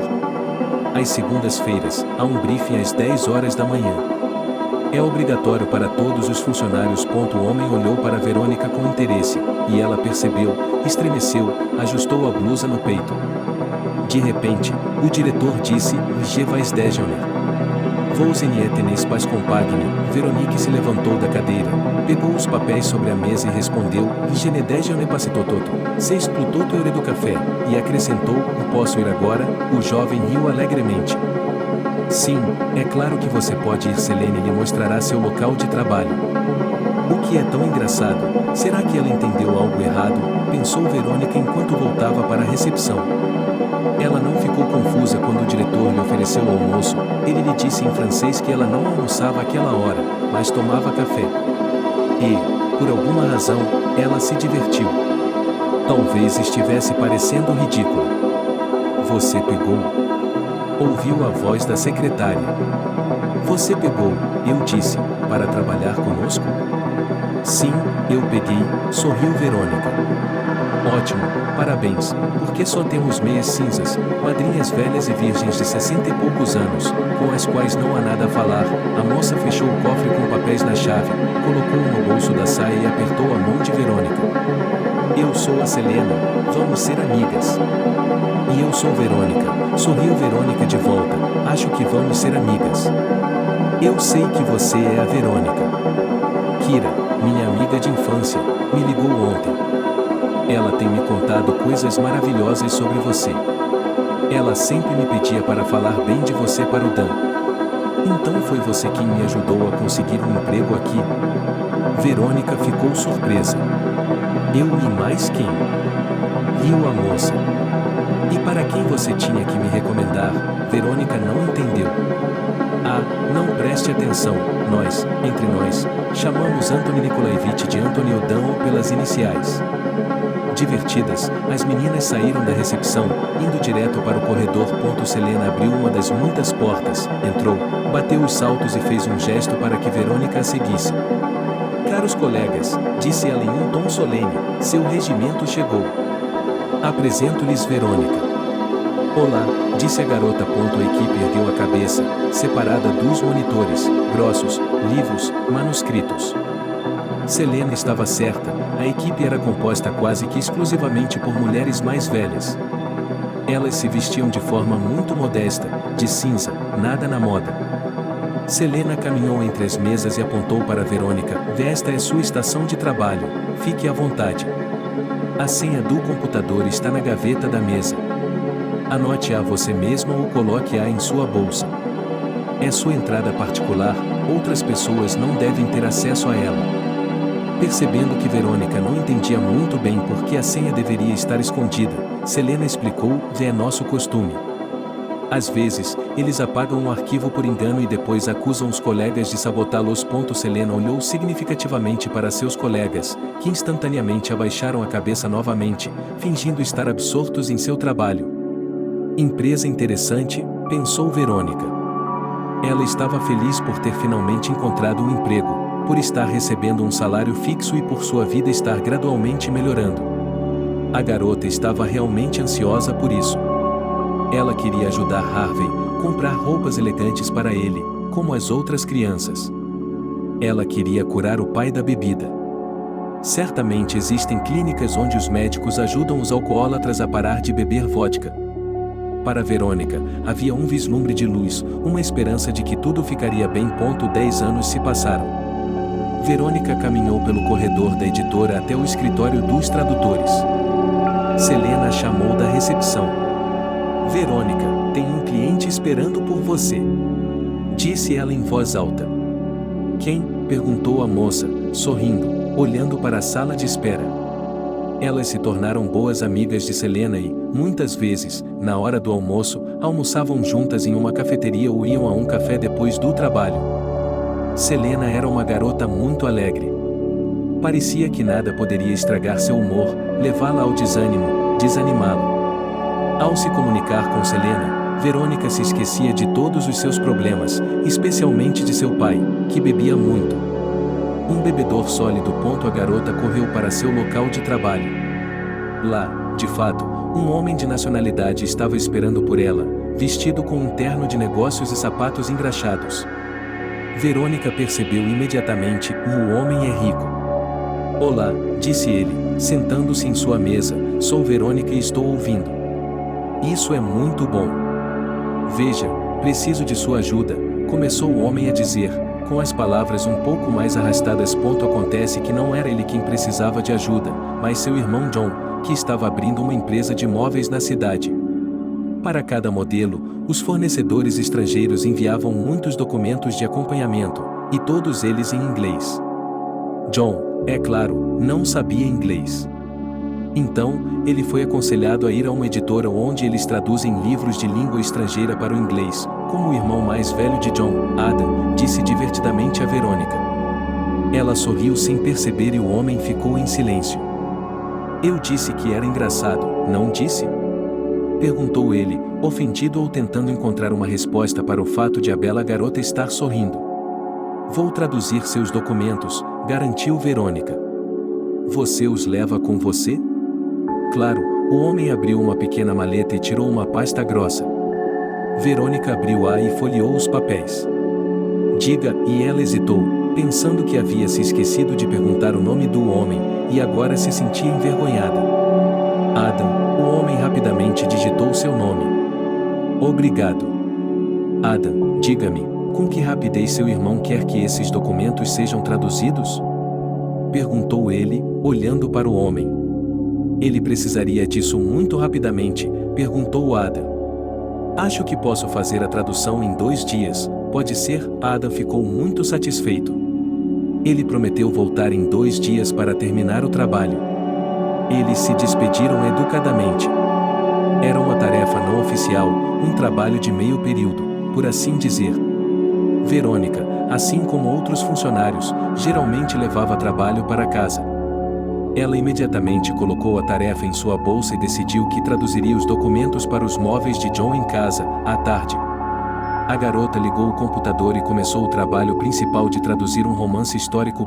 Harvey e seu pai estavam em casa. Victor estava bêbado, sentado de calça de moletom e camiseta, com algo gorduroso no peito, derramando a bebida em um copo de shot da garrafa. Pai, quantas vezes você pode fazer isso? Verônica ficou indignada. Ela tentou tirar a garrafa da mesa, mas seu pai resistiu. Devolva-a, disse ele com raiva. Verônica saiu da cozinha e se trancou em seu quarto. Depois de trocar de roupa, ela se sentou em sua antiga escrivaninha. Antigamente, ela usava para fazer o dever de casa na escola e depois para estudar suas anotações na escola. Agora ele fazia traduções na mesma escrivaninha. Aos poucos, ele começou a ganhar muito bem. Mas a maior parte do dinheiro ia para as necessidades de Harvey. Tendo terminado o ensino médio mal, o garoto só podia ir para uma escola profissionalizante. Ele não teria ido à escola, mas Verônica, como sua irmã mais velha, conseguiu convencê-lo de que, sem uma profissão, ele não estava em lugar nenhum. Harvey estudou para ser soldador. Toda vez que ele começava a falar em deixar a escola, ela o convencia a não fazer isso. Harvey, os soldadores ganham muito bem. Eles são necessários em todos os lugares. Você estuda e logo será totalmente independente, vai trabalhar, recebe um salário e o gasta onde quiser. Um dia meu irmão ficou muito bravo quando Verônica o acordou de manhã. Harvey se levantou, só faltava estudar um pouco, mas Verônica o acordou aos gritos e o sacudiu pelo ombro. Deixe-o em paz, ela acenou com a mão e voltou para debaixo do cobertor. Mas a garota persistentemente puxou o cobertor sobre si mesma. Harvey deu um pulo de raiva e gritou: "O que você está fazendo comigo? Você está sempre me ensinando. Quem é você para mim? Você não é nada para mim. Você nem é uma irmã, seus pais a pegaram sabe-se lá onde, você nem é da nossa família." Verônica olhou para o irmão atonita. "Harvey, como você pode dizer isso?" Ela repreendeu o irmão. O pai deles nunca havia falado sobre o fato de Verônica ter sido levada do orfanato, nenhuma palavra. Durante toda a sua vida, ele considerou Verônica sua própria filha, ele a amava muito. Mais uma vez, bêbado de vodka, ele contou a Harvey toda a história do aparecimento da filha mais velha de sua família. Verônica não conseguiu se acalmar por um longo tempo. Ela estava muito preocupada com a imprudência de seu pai. Mas agora está tudo acabado. Harvey descobriu que Verônica não é dele. As relações entre irmão e irmã foram prejudicadas. A menina ficou ofendida, porque, na verdade, ela substituiu a mãe da criança. Desde os primeiros dias de vida, ela cuidou do irmão, e agora ele a retribuiu com uma ofensa tão profunda. Com pensamentos pesados, Verônica começou a traduzir os documentos que Ada lhe trouxera. Aos poucos, ela se absorveu em sua tarefa favorita e não percebeu que o relógio já passava da meia-noite. Ela foi para a cama. Enquanto dormia, ouviu seu pai bêbado resmungar algo na cozinha e 2 dias depois, Adam veio buscar seu pedido. Ele entrou no escritório e seus passos fizeram com que os colegas de Verônica olhassem para cima e desviassem o olhar do trabalho. Mas Verônica não se distraiu, só notando o homem quando ele se aproximou de sua mesa. Ada carregava um buquê de lindas rosas brancas em uma das mãos e uma caixa de bolos na outra. "Olá, Verônica", ele disse quase solenemente e estendeu as flores. "São para você." Os companheiros olharam encantados para a garota e o homem com o buquê. Verônica sentiu-se envergonhada. Ninguém jamais havia lhe dado flores tão bonitas antes. Ninguém nunca havia lhe dado um buquê de flores antes. "De jeito nenhum", disse a moça, envergonhada. "Não posso aceitar isso de um homem que não conheço." Ela não sabia como se comportar. Mas ela também não conseguia tirar os olhos das rosas brancas como a neve, elas eram luxuosas. Adam disse com confiança: "Flores que quero lhe dar como agradecimento por ter ajudado meu irmão, e isso é para o chá de suas colegas." Ele se virou para as funcionárias que abriram a boca olhando para o homem, ele estendeu uma caixa para elas. "Vocês têm algum lugar para tomar chá durante o intervalo?" As colegas de Verônica acenaram com a cabeça em sinal de concordância. A moça pegou as flores, admirou-as mais um pouco e ofereceu um lugar a Ada. "Estive trabalhando em seus documentos", ela começou a informar o cliente. "Não tenho dúvidas de que tudo foi feito com perfeição." O sotaque do homem fez Verônica rir um pouco, e ela sorriu. "Espero que seu irmão John também esteja feliz."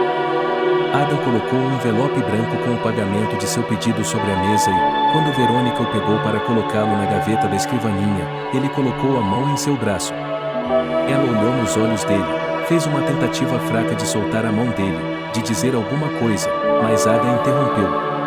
"Verônica, eu realmente quero lhe pagar um café", disse o jovem forte e bonito em um tom quase suplicante. "Por favor, não me recuse.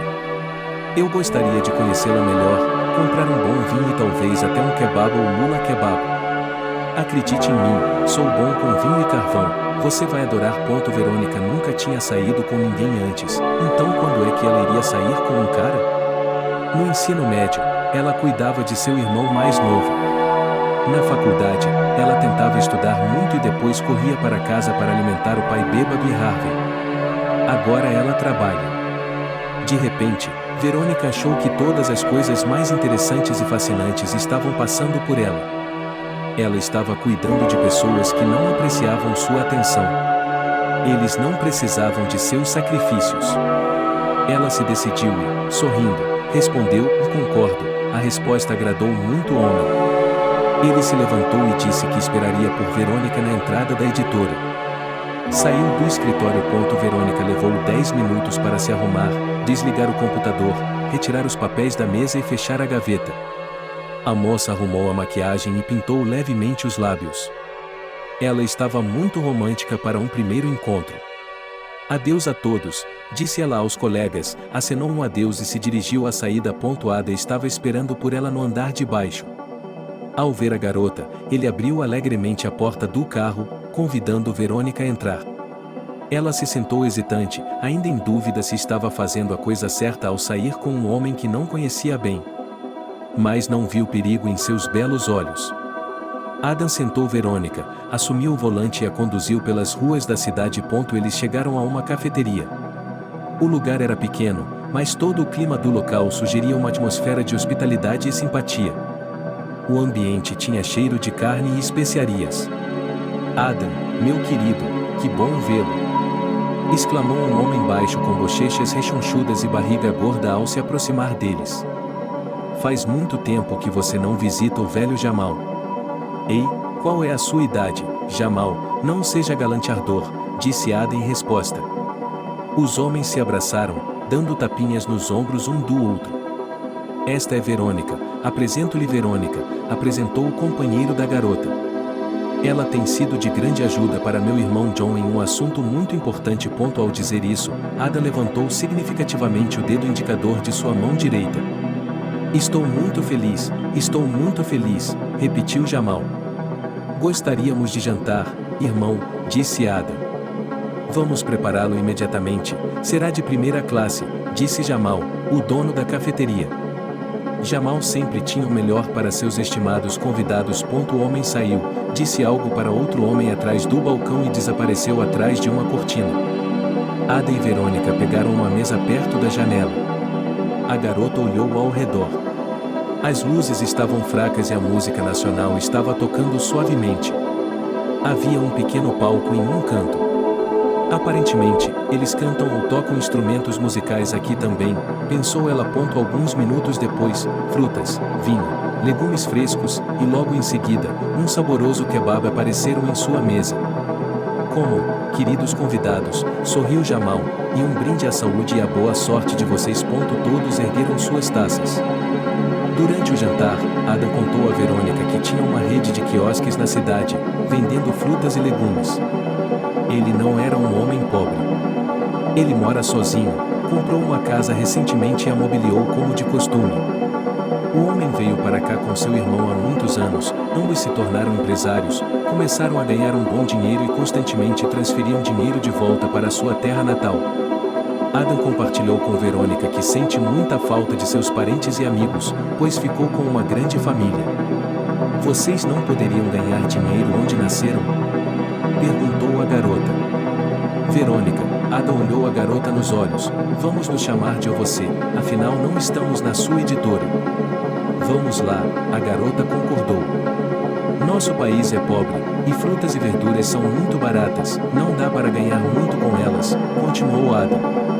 Minha mãe tem 12 filhos, eu sou o mais velho, depois o John. Tenho irmãos e irmãs para criar, e meu pai morreu há muito tempo.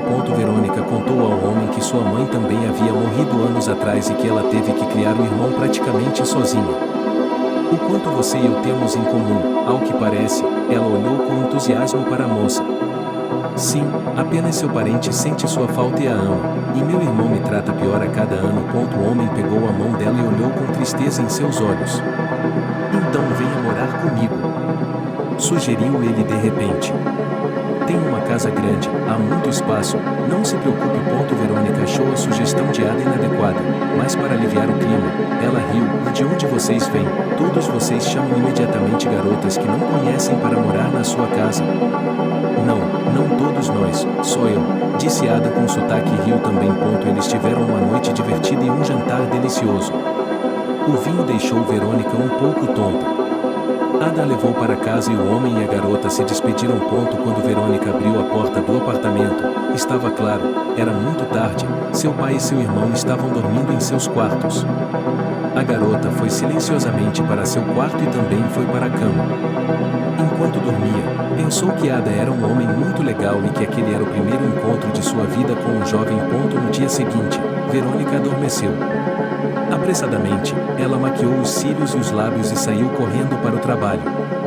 Ela não queria que seus colegas começassem a fofocar que ela havia saído com um homem bonito ontem em uma direção desconhecida e que agora estava atrasada para o trabalho. E também que ela havia passado a noite toda com ele. Mas no trabalho tudo continuava como sempre. Ninguém parecia notar que Verônica estava atrasada. Sobre a mesa havia pastas com novas tarefas de tradução. A moça começou a classificá-las por grau de complexidade e volume, começou a trabalhar com a cabeça. Quando chegou em casa à noite, encontrou uma garota estranha em seu apartamento, vestida com um roupão de banho. "Quem é você?" perguntou a moça de forma atrevida. "E você?" perguntou Verônica. "Sou Lúcia, moro aqui", respondeu a estranha em um tom alegre. Verônica se abaixou, tirou os sapatos e calçou os chinelos. "Sim, há quanto tempo?" Um sorriso irônico apareceu em seu rosto. Ela percebeu que a garota não havia sido trazida pelo pai. Então ela é amiga de Coca. A partir de hoje, a empregada se encostou no batente da porta, não deixando Verônica passar. "Bem, eu moro aqui há um pouco mais de tempo que você, então, por favor, deixe-me entrar." E Lucy finalmente percebeu que se tratava da irmã de seu namorado e se afastou. Verônica percebeu que não estava nem um pouco surpresa. Então o Harvey está namorando essa garota.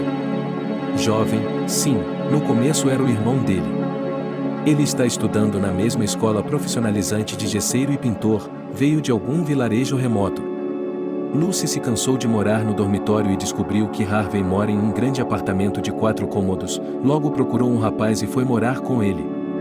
"Você se importa se eu me mudar para cá?" Lucy, de pé atrás da porta fechada do quarto de Verina, estava fazendo barulho.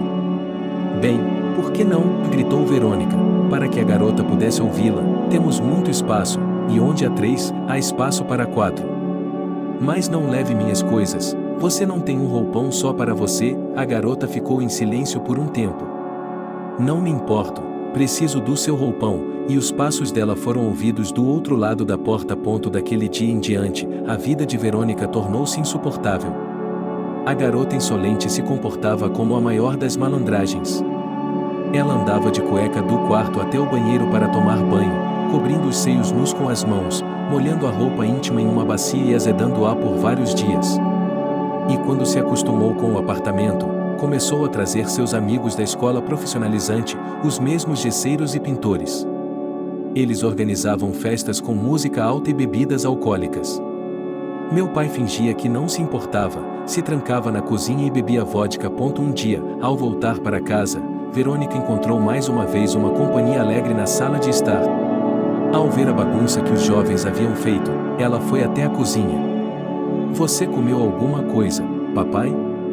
perguntou ao pai. Ele olhou para a filha, com os olhos embaçados pelo álcool, e murmurou algo inaudível. "Está tudo bem", disse Verônica e colocou a sopa no fogão para esquentá-la e alimentar Vitor. Em poucos anos de bebida, ele havia passado de um homem forte para um homem velho. A garota sentiu pena dele, pois era a pessoa mais próxima a ela, mesmo que não fosse seu parente. Seu pai ainda estava murmurando alguma coisa. Ela captou fragmentos de frases: "Você não me ofende, eu sempre o amei como se fosse meu. Harvey não entende nada. Ele ameaçou nossa mãe. Eu lhe deixei dinheiro. Do dinheiro do salário transferido para a conta e quando você nasceu. Eles estão todos no coração." E a menina colocou uma tigela de sopa na frente do pai. Papai, temos que comer, pediu ela, preocupada porque o pai havia passado fome o dia todo. E ele pegou a garrafa pronta e a despejou em um copo de shot. Incapaz de suportar a visão de tudo aquilo, ele foi para seu quarto. Verônica tinha uma nova tradução em sua bolsa, mas não podia fazê-la naquele ambiente. Quando Verônica acordou de manhã, foi até a cozinha para beber água e encontrou seu pai caído no chão. Ele estava morto. Lágrimas vieram aos olhos da jovem. Ela sabia que era de se esperar, pois seu pai estava bebendo há anos, mas era difícil aceitar que ela era órfã. A garota pegou o telefone, chamou a ambulância e a polícia para registrar a morte. Alguns dias depois, ela e Harvey enterraram o pai. O velório foi realizado em casa. Verônica pensou que eles ficariam sentados em silêncio e em paz, os três, ela, Harvey e Lucy. Mas o irmão e a empregada trouxeram uma multidão de jovens e transformaram o velório em uma verdadeira festa. Verônica olhou com tristeza para a bagunça e quis ir embora, mas não havia para onde ir no dia seguinte. Depois do trabalho, Adam foi buscá-la. Eles vinham se encontrando há meses, dirigindo pela cidade no carro dele, indo à cafeteria do Jamal, onde eram sempre bem-vindos, apenas para passear. Verônica sentia que Adam havia se tornado um amigo de confiança com quem ela sempre podia compartilhar seus pensamentos infelizes. Quando Adam soube como era difícil para Verônica morar com o irmão e a namorada dele, ele lhe disse: há muito tempo venho sugerindo que você venha morar comigo. Tenho uma casa grande, ninguém vai machucá-la lá. Estou atrasado, você pode fazer suas traduções em paz. Verônica não encontrou nenhum argumento contra a proposta de Adam, então concordou. Ela fez uma mala com seus pertences e foi morar na casa dele. Nos primeiros 4 meses, eles viveram como bons amigos ou parentes. A casa de Adam era de fato espaçosa. Em uma tentativa de agradecê-lo, Verônica preparava deliciosos cafés da manhã e jantares, e nos fins de semana, eles passavam o tempo juntos no café de Jamal. Mas Verônica percebeu que Adam era um homem de sangue quente, ou mais cedo ou mais tarde, ele exigiria calor e afeto feminino dela. E assim aconteceu, eles se tornaram íntimos e começaram a dormir na mesma cama. A proximidade com Adam não incomodava Verônica de forma alguma, o homem era gentil, nunca ofendia e sempre tratava a garota com compreensão quando ela estava cansada. Ele lhe pareceu que poderia ser um bom marido e pai. Mais 3 anos se passaram despercebidos. Um dia, andando pelo corredor de sua editora, Verônica encontrou a secretária Selena. Ela, como sempre, estava alegre, agarrou Verônica pelo braço e a arrastou para fora do escritório. Qual é o problema, minha amiga? Você parou de vir me ver? Venha, vamos tomar um café. Ele insistiu, e Verônica concordou, olhando para o relógio. 10 minutos que ela poderia gastar conversando com Selena. Durante o café, a recepcionista perguntou como Verônica estava lidando com sua coceira. Está indo bem, ele é decente, carinhoso, me leva para sair de vez em quando, me leva a cafés e apenas para passear, sorriu Verônica. Ele já me pediu em casamento? Perguntou Selena. Em geral, Verônica esperava que Adam oferecesse como namorada e depois como esposa, mas ele não o fez. Quando soube que o homem aparentemente não tinha intenção de se casar com Verônica, Selena ficou indignada. Você está louco? Vocês estão vivendo como marido e mulher há tanto tempo. Converse com ele sobre isso. Você tem que pegar o touro pelos chifres e não esperar que ele a leve ao cartório. Essa é a última coisa em que os homens pensam. Depois de conversar com Selena, Verônica foi para seu local de trabalho. Durante todo o dia, as palavras de sua amiga ficaram em sua cabeça e, à noite, durante o jantar, ela decidiu conversar com seu colega de apartamento. Adam, por que você não quer se casar comigo? Se eu não quero? Quero, sim, querida, Ada respondeu à pergunta dela com uma torção de palavras. Mas para se casar, você precisa reunir seus parentes para um conselho, obter a bênção do mais velho e de sua mãe. E eles estão muito longe. Então vamos até lá, sugeriu Verônica. Eu também pensei nisso, mas tenho muito trabalho. Não posso sair agora. Mas liguei para minha mãe e disse a ela que tenho você, tão linda e gentil, e ela aprovou. Quando chegar a hora, você e eu iremos vê-la e então nos casaremos. As palavras de Adam tranquilizaram um pouco Verônica. Ele realmente passava muito tempo no trabalho e quase nunca estava em casa. A moça decidiu não se precipitar e deixar tudo como estava. No dia seguinte, ela foi até a casa de Adam quando voltava do trabalho. Em frente à entrada estava a mala dele. Sem entender nada, Verônica deu uma olhada nas coisas dele. A garota puxou a porta, que estava trancada por dentro. Tirando o celular da bolsa, ela discou o número de Adam. Para sua surpresa, ele atendeu rapidamente. "Por que o portão está trancado e minha mala está do lado de fora?" perguntou Verônica. "Porque eu não vou mais morar com você", respondeu Adam. "Eu trouxe outra mulher para ser minha amante." Verônica não entendeu nada. Apenas uma coisa estava clara: seu colega de apartamento a havia expulsado de casa. Ela agarrou a alça da mala e a rolou em direção ao ponto de ônibus. O plano de Adam não era se casar, ele simplesmente havia deixado Verônica porque achava que ela queria ser sua esposa. A mulher subiu lentamente até o quarto andar. Um barulho vinha do apartamento de seu pai. Algo estava caindo lá, a casa estava sendo falada em tom elevado, mas as palavras que vinham de trás da porta da frente eram indistinguíveis. De repente, o vizinho espiou pela porta. A mesma que uma vez me pediu para buscar seu filho Archie no jardim de infância e depois para estudar inglês com ele. "Olá, Verônica", a mulher cumprimentou, mas seu rosto estava sério. "É melhor você manter seu irmão quieto, eles são um verdadeiro incômodo. Estão sempre fazendo barulho, estão sempre festejando, é uma agitação até tarde da noite." "Tudo bem", Verônica prometeu e destrancou a porta com a chave. O apartamento estava uma bagunça. Lucy estava mexendo alguma coisa em uma panela suja no fogão, de chinelos descalços, calça comprida e camiseta. Harvey estava deitado no sofá, com a TV tocando tão alto que ele não percebeu imediatamente a presença da irmã. O rapaz se levantou surpreso. "O que você está fazendo aqui com uma mala?" perguntou ele. "Na verdade, esta casa também é minha", disse Verônica e dirigiu-se ao seu quarto. "Teremos que nos dar bem com esses Pateusiquiki de alguma forma", pensou ela, sentando-se na cama. A mulher desempacotou suas coisas em silêncio, colocando-as nas prateleiras de seu guarda-roupa. Ela queria tomar um banho e foi para o banheiro, mas Lucy bloqueou seu caminho. "O que você quer aí?" perguntou ela com insolência. "Quero tomar um banho", respondeu Verônica. "Não tenho o direito de tomar um banho no meu apartamento depois de um dia de trabalho?" "Ele está ocupado", disse o gesseiro. Verônica não entendia. "Lucy está do outro lado do corredor, seu irmão está deitado no sofá da sala? Quem poderia estar no banheiro?" Ela empurrou a donzela insolente para longe e abriu a porta do banheiro. O que ela viu lá estava além da compreensão de Verônica. Havia uma máquina na banheira que ocupava metade do tanque, algum líquido estava pingando e o cheiro era insuportável. O que era aquilo? Ela se virou para Lucy. "Você não entende?" perguntou a garota novamente. "Temos que viver de alguma coisa. Você foi morar com um homem rico, deixou seu irmãozinho, e ele às vezes quer comer, então você sabe, então tivemos que fazer aguardente e vendê-la." Os olhos de Verônica subiram para a testa. "Acontece que esse casal produz álcool caseiro e o vende para os alcoólatras locais." Verônica olhou mais de perto para a garota e parecia que ela também estava bêbada.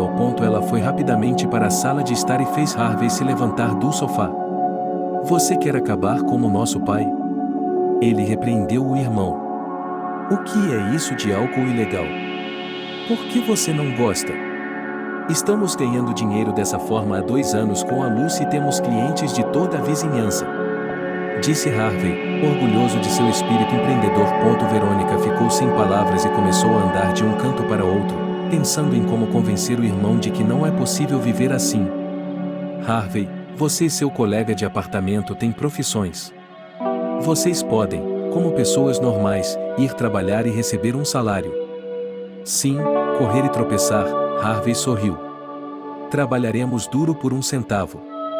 Um unchine é ouro." "Estou deitado no sofá e o dinheiro está pingando na garrafa." "Pare com tudo isso de uma vez", ordenou Verônica. "Ou chamarei a polícia e você estará em apuros." De repente, Lucy entrou na sala. O que você está fazendo com ele? Gritou ela para Harvey. Diga a ela para sair daqui, ela é a mandona. Ninguém pediu para você vir aqui. Saia daqui. Feche a porta e saia. Não estou falando com você, estou falando com meu irmão. Ele tentou não gritar. Que irmão? Gritou a garota insolente. Você não é nada para ele. Ele o pegou quando você foi abandonado e você sentou no pescoço dele. Agora está tentando arruinar minha vida com o Harvey. Saia daqui. Lucy deu um empurrão no ombro de Verônica. Verônica ficou atordoada com a insolência. Ela havia crescido nesse apartamento desde que era bebê, havia criado seu irmão, praticamente substituído sua mãe. E agora ela estava pagando com essa moeda?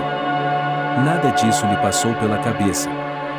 Harvey levantou as calças com os joelhos para dentro e se aproximou de Verônica. Lucy diz muito bem, você é uma estranha aqui, não tem direito a este lugar. No ano passado, nós expulsamos do apartamento por causa do tribunal. Como assim, nós expulsamos? Verônica não entendeu.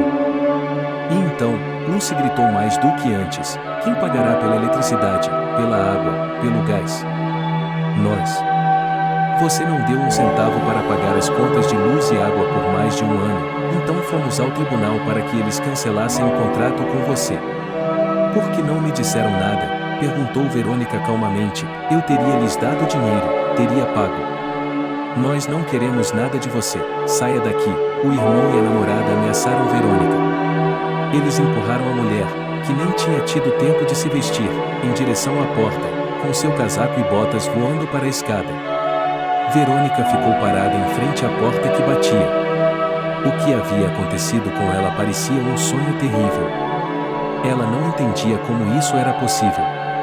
Seu irmão a havia expulsado de casa sem sequer pensar onde sua irmã iria parar. Verônica desceu lentamente as escadas e foi para o pátio. Suas pernas estavam tremendo. Ela se sentou no banco onde antes lia os livros de Harvey e Archie.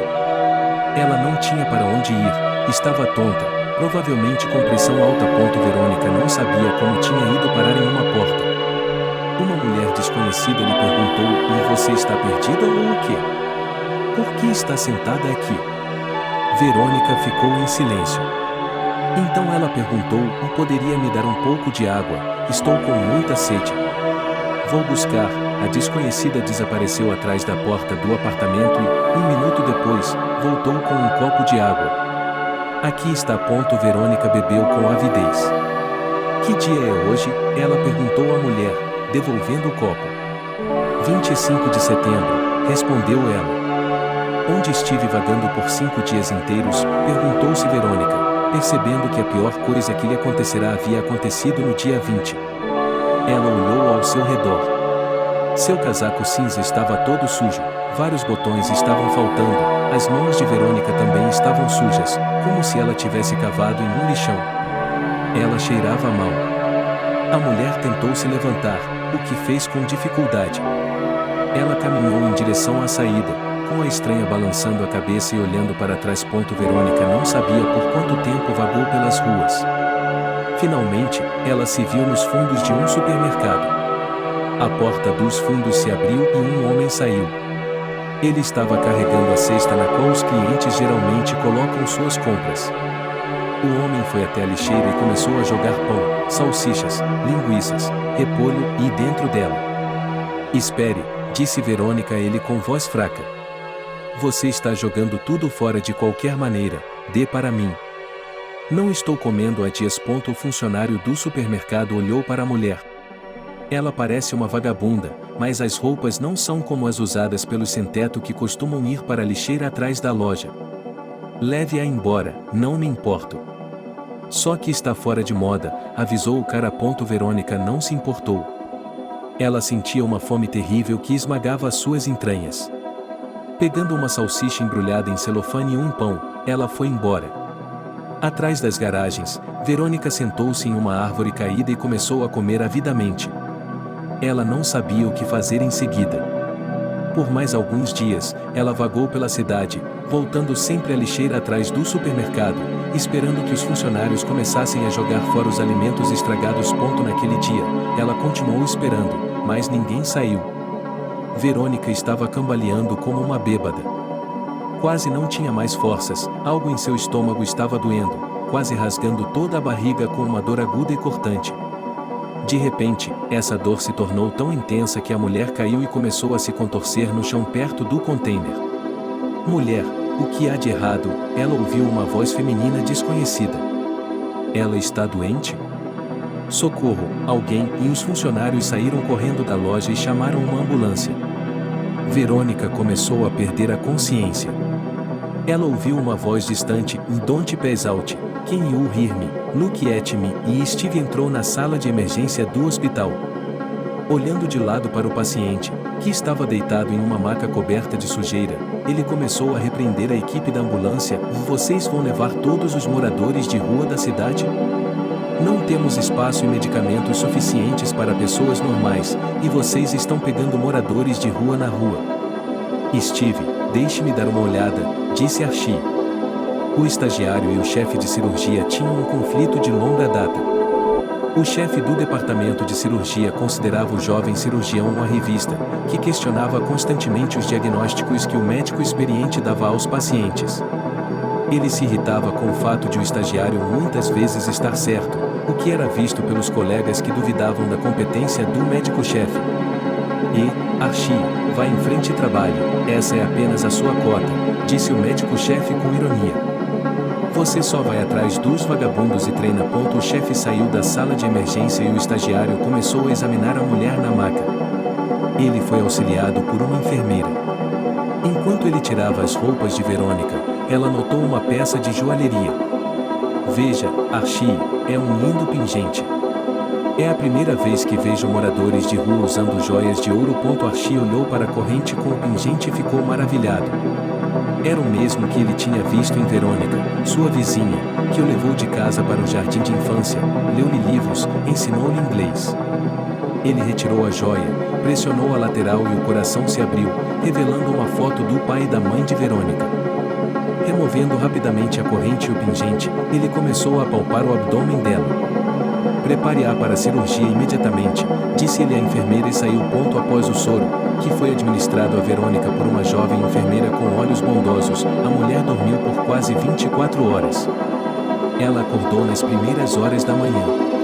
A luz do sol entrava timidamente pela janela da sala de estar. Verônica não se deu conta imediatamente de onde estava. Lembrou-se da lixeira, do túnel, da figura de branco que não a deixava entrar na luz brilhante. E então os olhos do homem, castanhos, emoldurados por cílios grossos. Bom dia, Verônica, ela ouviu a voz do homem. A mulher pensou que estava tendo visões novamente, mas um médico de jaleco branco estava inclinado sobre ela. Você não se lembra de mim? Ela olhou para ele, sem entender por que deveria se lembrar de um estranho. Sou Archie, seu vizinho, o homem se apressou em dizer. Você costumava me levar do jardim de infância para casa quando vinha buscar meu irmão Harvey. Verônica fechou os olhos. Harvey. Como ela pôde fazer isso com ele? Seu irmão tinha acabado de expulsá-la de casa sem pensar duas vezes para onde ela estava indo. Abrindo os olhos novamente, ela olhou para o médico debruçado sobre sua cama. Aos poucos, ela o reconheceu como o garoto vizinho, Archie. A mulher se perguntou o que ele estava fazendo aqui.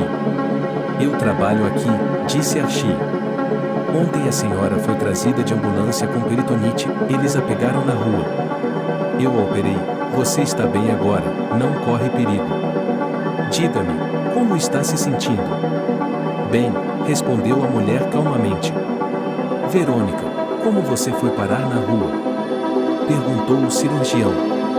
Eu nem a reconheci de imediato, de tão mal que estava a ponto. As lágrimas brotaram nos olhos da mulher. Elas escorreram por suas bochechas, para seus lábios e Verônica sentiu o gosto salgado. Ela estava magoada, amargamente envergonhada ao perceber tudo o que havia acontecido com ela. Adam, Harvey, a moça que havia se aproveitado de seu irmão? Todos eles a haviam jogado porta fora, e ela nunca havia feito nada de errado com eles. Archie pegou um lenço, enxugou lentamente as lágrimas e acariciou gentilmente seu ombro. Quando Verônica se acalmou, eles conversaram por um longo tempo. Archie ficou horrorizado com o que havia acontecido com sua vizinha. Ele contou ao jovem cirurgião como tinha sido sua vida. Depois da escola, Archie foi reprovado nos exames e não conseguiu entrar no ensino médio. Ele teve que ir para o exército. Quando voltou, passou um ano se preparando para os exames de admissão, matriculou-se na faculdade de medicina e começou a estudar para ser cirurgião. Agora ele está indo bem, fazendo seu estágio, morando com uma estudante, que logo se formará em pediatria. Archie tirou o pingente de Verônica do bolso e o colocou. E ela olhou para o médico com apreço. Naquele momento, o médico-chefe entrou na sala. "Vejo que está tendo sorte novamente", disse ele ironicamente. "E eu pensando que você tinha esfaqueado uma mulher sem teto na mesa de cirurgia." O superintendente tirou o cobertor de Verônica e começou a examinar os pontos.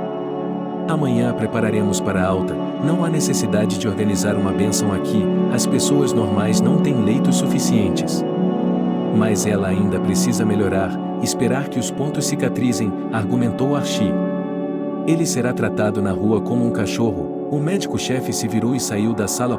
Verônica olhou para Archie confusa. Ele teria que voltar para o lixão novamente? A chuva de outono estava batendo na janela. O jovem cirurgião ficou em silêncio por um momento e depois disse: Archie tinha certeza de que sua namorada Katia aceitaria Verônica, que o havia tratado tão bem quando criança. Na manhã seguinte, ele levou Verônica para casa. Era um apartamento comum de um cômodo, sem frescuras ou sinais de riqueza. Sentado à mesa, Archie contou a Katia o que havia acontecido com Verônica, e ela balançou a cabeça. Como as pessoas podem ser cruéis. É um milagre que Verônica não tenha morrido em alguma rua, que a ambulância tenha chegado a tempo. Eles não estão brincando com a peritonite, disse Archie. E Verônica tirou de debaixo do roupão o pingente talismã em forma de coração que Katia havia lhe dado cuidadosamente. Foram meus pais, lá no céu, que me mantiveram a salvo da morte. Ela pressionou a lateral do pingente, e ele se abriu. Uma foto de meus pais, recortada no formato do pingente, caiu do coração sobre a mesa. Verônica pegou em suas mãos e olhou para o rosto deles.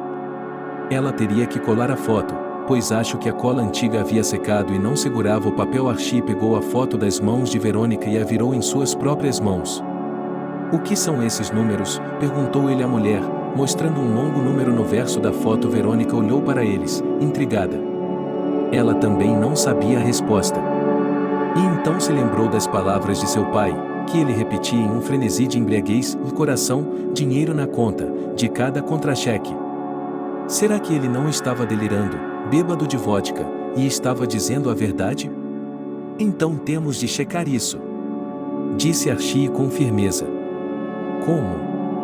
Nenhum banco fornecerá informações sobre a conta sem um passaporte, respondeu Verônica. Seu passaporte havia sido deixado no apartamento do qual Harvey e sua namorada expulsaram e disseram para ela não voltar.